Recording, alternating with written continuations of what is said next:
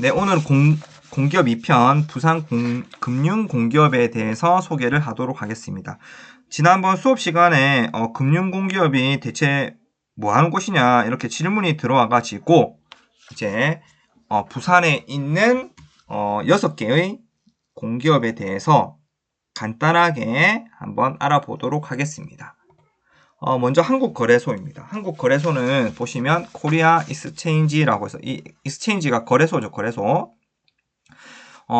여기가 얼마만큼 어마어마한 기업이냐면 코스피 아시죠? 코스피, 코스닥. 이제 증권 시장입니다. 주식. 그래서 코스피, 코스닥 파생 상품 시장, 이 국내 증권 관련해서 이 거래를 싹 다 총괄하는 거래소다라고 보시면 되겠습니다. 보시면 지금 2025년 4월이죠. 지금 13일인가? 오늘 찍는 날짜가 2432 이렇게 찍혀 있고요. 그 다음에 시가총액을 알아보니까 요새 좀 떨어져서 2000조 원인데 원래 저희 나라가 이제 세계 12위로 알고 있었는데 오늘 확인한 바로는 세계 15위로 떨어졌더라고요. 시가총액. 다시 우리나라 경제가 좀 더 살아나길 바랍니다. 근데 이 거래소가 이제 하는 일은 매일 이제 코스피 코스닥 지수를 이제 발표를 하고요. 그 다음에 주식 매매 같은 게 원활하게 이루어지도록 이제 심판자 역할을 감시하는 거래를 그런 역할을 한다라고 보시면 되겠습니다. 그 다음에 주식 상장이라고 해가지고 이 한국거래소가 정한 기준이 있겠죠. 그 조건을 충족한 기업이 이제 발행한 증권을 이제 거래할 수 있도록 이제 허용해 줍니다. 그리고 이러한 상장 회사로 하여금 그 회사 주식의 투자 판단에 영향을 미칠 수 있는 정보 같은 거를 이제 투자자들한테 이제 공시하도록 그런 역할들을 하고요. 그래서 간단하게 얘기하면 뭐 주식, 채권, ETF, 뭐 파생 상품, 선물 이런 거래를 감시하고 뭐 총괄한다라고 보시면 되겠습니다. 아주 좋은 회사죠. 그래서 우리나라 코스피 코스닥을 총괄하는 본사가 부산에 있다라고 보시면 됩니다. 나름 한국에서 금융 엘리트들이 정말 들어가고 싶어하는 기업이다. 이렇게 판단해 주세요. 그 다음에 제가 얼마 전에 4월 8일 날 부산에 공기업 채용 박람회 가서 이 한국거래소 직원한테 제가 물어봤습니다. 부산대 경영학과 경제학과 출신들이 요즘에 얼마만큼 채용되는지 물어보니까 딴 데는 다 알려주는데 한국거래소는 이 분을 안 알려주더라고요. 근데 제가 작년에도 이제 공기업 박람회 가면서 좀 느낀 점들이 있는데 특히 서울에서 내려온 분들을 보니까 이런 지역 인재 할당제 그 다음에 지역 거점 국립대에서 많이 채용되는 거를 그렇게 좋아하지 않는 것 같더라고요. 그래서 다른 데 다 물어봤으니까 부산대 경영경제학과 출신들이 많이 들어가는구나 그 정도로 알고 계시면 됩니다. 이 좋은 회사조차도 지역 인재 할당제가 적용이 됩니다. 그 다음에 이제 한국예탁결제원이라는 곳이 있습니다. 그래서 이 한국예탁결제원은 매일 이제 한국거래소와 더불어서 이제 우리나라 주식시장이 돌아가게끔 하는 데인데 매일 약 24조 정도의 증권 거래가 우리나라에서 매일 일어납니다. 그럼 이러한 거래와 결제가 일어나도록 처리하고 지원을 해야 되겠죠. 그 기관이 바로 이 한국예탁결제원이라고 보시면 되겠습니다. 그래서 보통 이제 증권이 거래가 일어날 때 실물이 오고 가고 하는 게 아니지 않습니까? 그래서 이거를 이제 증권을 발행하고 그 다음에 등록도 이렇게 해야 되고 유통되고 그 다음에 결제도 해야 되면서 이러한 장부상으로 이제 이런 것들이 실질적으로 법적으로 이루어질 수 있게끔 지원하는 게 바로 한국예탁결제원이다. 이렇게 생각을 하시면 되겠습니다. 그래서 한국거래소하고 한국예탁결제원은 제가 볼 때는 이 6개의 금융공기업이 전부 다 진짜 고연봉이 아주 좋은 직장인데 그냥 비슷하게 생각을 하는데 또 이쪽 분들은 또 그렇게 생각을 안 하는 게 보통 이제 허그 조금 이따 말할 주택도시보증공사, 그 다음에 주택금융공사, 자산관리공사 이런 데는 이제 대민 업무라고 해서 그 사람들만 이제 민원 업무를 담당하는 사람들이 스트레스를 좀 받는 모양이더라고. 그래서 이분들이 이제 시험을 다시 쳐서 정말 들어가고 싶어 하는 데가 한국거래소, 그 다음에 한국예탁결제원 이런 곳이라고 합니다. 그 다음 이제 기술보증기금입니다. 기술보증기금은 여기도 좋은 곳이라고 볼 수 있습니다. 제가 볼 때는. 그래서 주요 사업을 보시면 이 기술 보증을 통해서 그 자기 기술을 가지고 있는 사업자들이 이제 돈을 얻겠죠. 이분들한테 이제 자금을 공급을 해주고요. 그 다음 이분들의 기술이 진짜인지 평가를 해야 되겠죠. 기술 평가를 통해서 그 기업의 역량, 그 다음에 돈을 지원해주기 위해서 설립한 회사가 기술보증기금이다 라고 볼 수가 있습니다.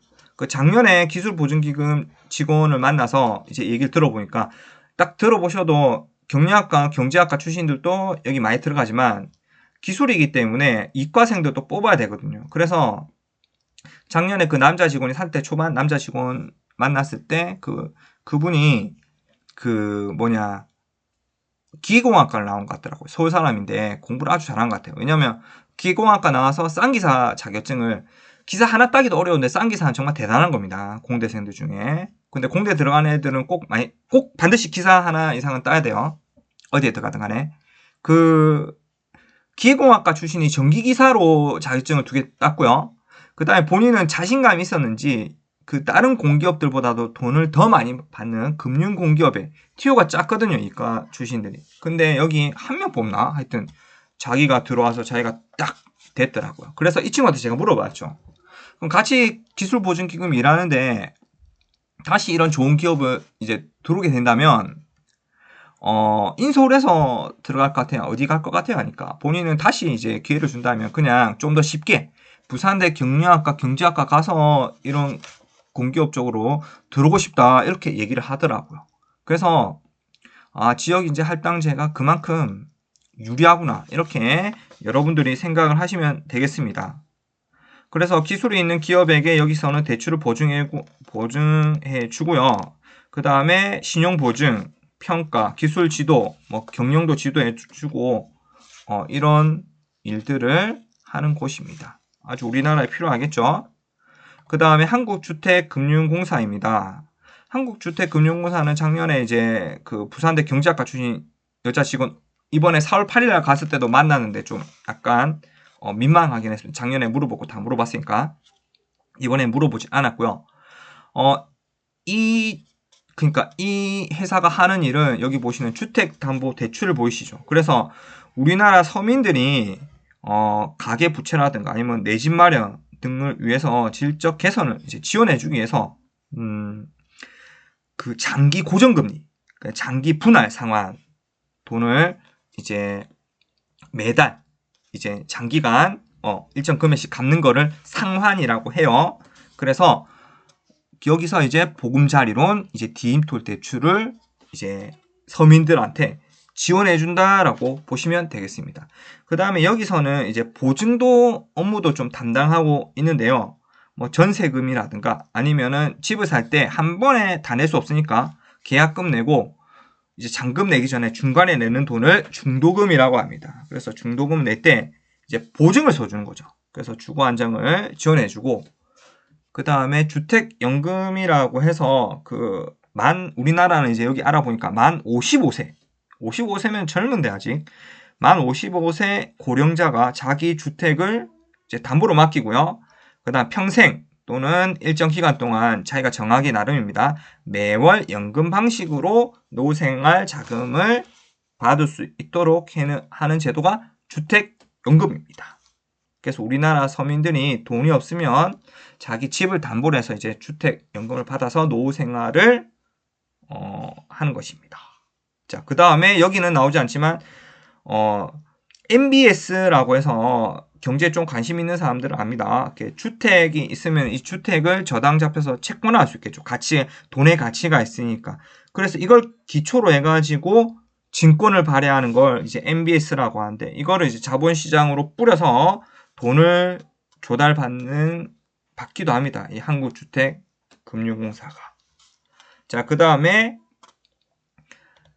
허그라고 해서, 이거는 이제 부모님들도 많이 아시는데요. 주택도시보증공사라고 합니다. 그래서 여기는 보증이라는 말이 들어갔으니까 거의 주로 보증 업무를 담당합니다. 그래서 기업 보증을 이렇게 보시면 주택 분양 보증, PF 보증이라고 해서 만약에 주택 사업자가 부도나 파산을 했다.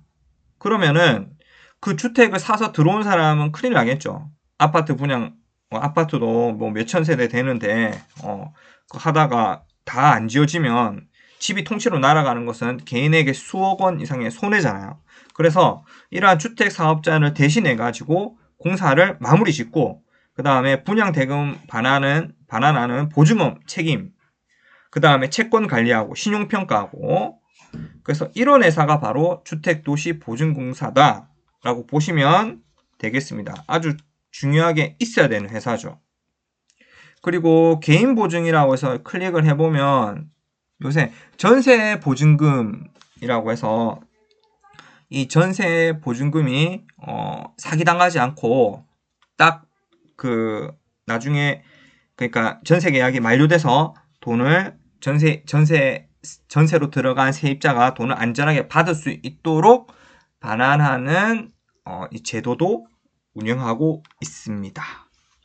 주택도시보증공사고요. 그 다음 마지막으로 한국자산관리공사입니다. 캠코라고 해서 여기 보시면 가계 지원과 기업 지원으로 이렇게 나누어져 있는데, 보통 이제 우리 그 회사가 있잖아요. 회사나 이제 투자기관, 뭐 금융회사가 있겠죠. 보험회사든 또는 증권회사든. 이런 회사가 돈을 좀 벌었어요. 그래서 투자 목적으로 은행보다 더 많은 이자를, 우리는 은행에 맡기죠, 보통. 근데 은행보다 더 많은 이자를 원해서 이 회사들이 다른 회사의 채권을 구입합니다. 그래서 채권 만료일이 되면은 원금도 당연히 받고 이자도 받겠죠. 그런데 간혹 가다가 이 돈을 줘야 되는 이 채무자, 회사가 있겠죠. 이 채무자가 부도가 났습니다. 그러면 돈 받아야 되는 회사는 타격을 심하게 받죠. 그래, 자기 회사는 괜찮은데 괜히 채권을 한번 잘못 샀다가 그 기업이 망할 수도 있습니다. 그럼 직원들이 일자리 있고, 그러면 직원들 가정 구성원도 경제 타격이 클 수도 있겠죠. 그래서 이 한국자산관리공사가 하는 일이 뭐냐, 보통 큰 위기가 올 때, 금융위기 같은 게 올 때, 그 부도 나기 전에 부실 채권을 미리미리 국가적인 차원에서 삽니다. 물론 다 살 수는 없겠죠. 그래서 타격이 큰데부터 미리 중요하게 사야 될 것부터 사서 기업과 가정이 타격을 입지 않도록 하는 게 이제 이 자산관리공사의 목적이다 라고 볼 수가 있습니다. 그래서 실제로 IMF 때 옛날이죠. 그때 부실 채권을 111조나 샀다고 한대. 그 당시 경제 규모로 예사가. 그 다음에 2003년 카드 대란. 이것도 제 유튜브에서 다룬 적 있죠. 이때도 한 7조 원 넘게 샀고요. 2008년 금융위기 때도 11조 넘게 채권을 한국자산관리공사가 인수하면서 이제 기업이나 가게를 어느 정도 좀 지켰다. 어느 정도 이렇게 볼 수가 있습니다. 그 다음에 가계 지원이라고 해서 보시면 개인이나 소상공인 자영업자, 요즘에 자영업자들이 장난 아니죠. 그래서 이러한 자영업자들의 채무를 조정해주고, 그 다음에 지원해주고 신용도 회복할 수 있도록 그렇게 해주는 회사가 한국자산관리공사다 라고 볼 수가 있습니다. 또 공공사업 여기 나오는데, 국유재산, 부동산 있죠. 국가소유. 이 부동산을 또 개발로 또 잘 나면 이제 돈 상승이 많이 되겠죠. 그런 것들을 자산가치를 높이도록 하는 게 한국자산관리공사 캠코라고 볼 수가 있습니다. 그래서 이러한 금융공기업이 또 얘기를 들어보면 인턴 경험이 아주 중요한데, 대학교 때 여기 인턴 경험을 여러분들이 어떻게 하면 여기서 경험을 할 수 있을까? 여기 들어가는 그 격려가 들어가는 친구들은 꼭 면심하고 이런 데서 경험을 쌓았으면 좋겠습니다. 자, 오늘은 여기까지 하겠습니다.